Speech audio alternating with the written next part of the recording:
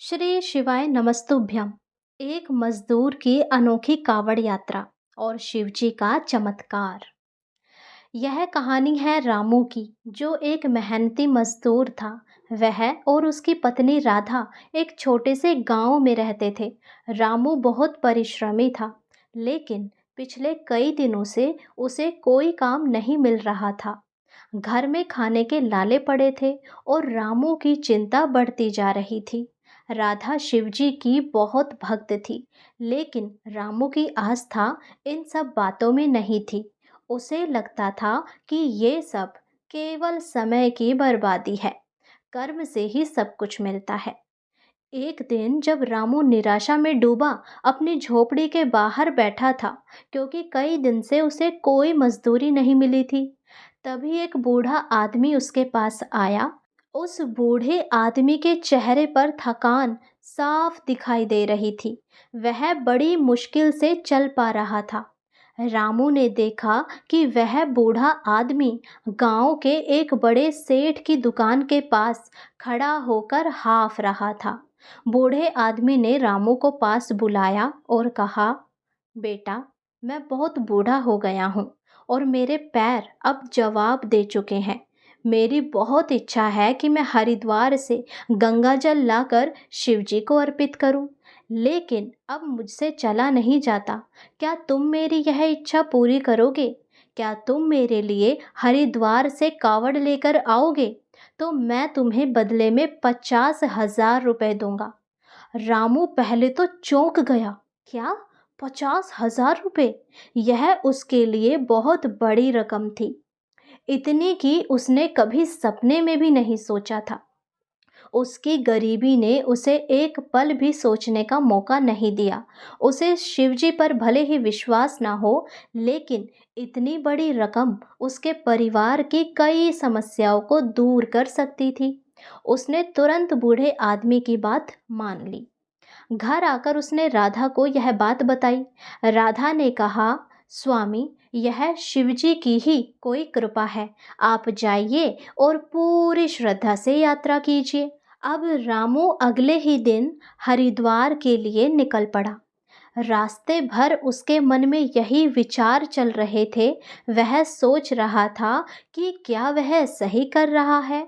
इतनी लंबी यात्रा, वह भी उस चीज के लिए जिस पर उसे विश्वास ही नहीं था।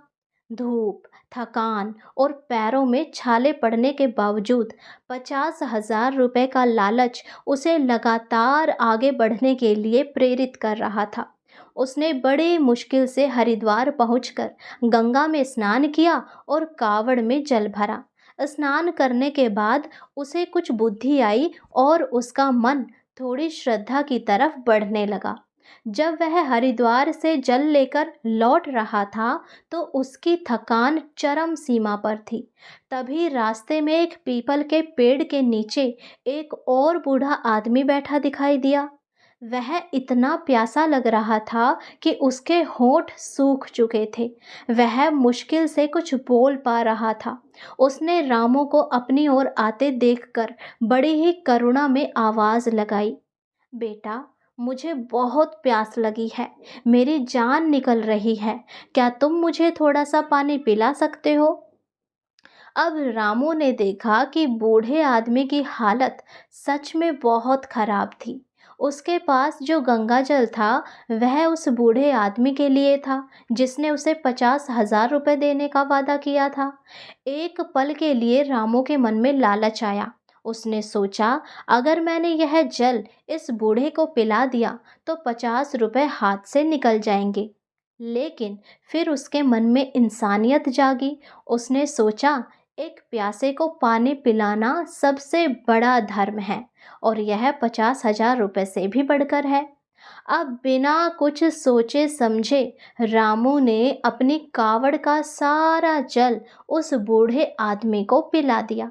जल पीते ही बूढ़े आदमी के चेहरे पर संतुष्टि का भाव आ गया। पानी पीकर बूढ़े आदमी को बहुत राहत मिली। उसने मुस्कुराते हुए रामू को एक पोटली दी और कहा, बेटा, ये तुम्हारा इनाम है। आज मेरी प्यास बुझाकर मुझे नया जीवन मिल गया है। ये लो और इसे घर जाकर ही खोलना। रामू ने पोटली ले ली, लेकिन वह मन ही मन उदास था। उसे लगा कि उसने 50,000 रुपये कमाने का मौका गंवा दिया। अब वह उस जाकर पहले उस बूढ़े आदमी को क्या जवाब देगा, यही सब उसके मन में चल रहा था। दुखी मन से रामू घर लौटा। उसने राधा को सारी बात बताई।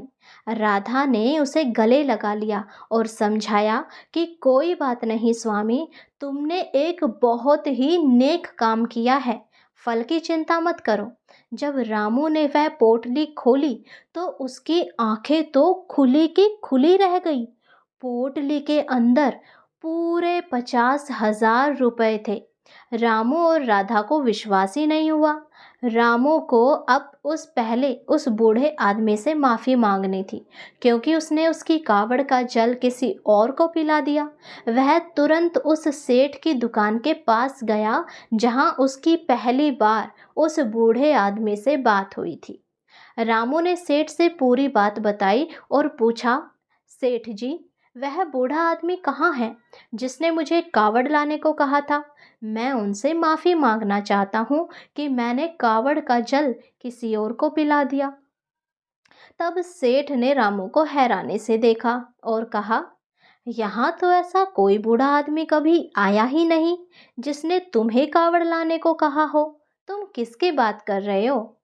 बस अब रामू को सब समझ आ गया था। उसे एहसास हुआ कि यह कोई साधारण घटना नहीं थी, यह शिवजी का चमत्कार था, जिन्होंने उनकी परीक्षा ली थी और उसकी दयालुता का उसे इनाम दिया था। उस दिन से रामू को शिवजी पर पूर्ण विश्वास हो गया और उसने हमेशा गरीबों और ज़रूरतमंदों की मदद करने का प्रण लिया। यह घटना उसके जीवन का एक नया मोड़ साबित हुई और उसने महसूस किया कि सच्चे दिल से किया गया कर्म हमेशा फल देता है। अगर आपको ये शिव भक्ति की अनोखी कथा अच्छी लगी हो तो हमारे चैनल को सब्सक्राइब करें, वीडियो को लाइक करें और इस कथा को अपने सभी मित्रों, सगे संबंधियों के पास शेयर करें, ताकि वे भी इस अद्भुत कथा को सुनकर अपना जीवन शिवमय बनाएं। हरे कृष्णा, राधे राधे, हर हर महादेव।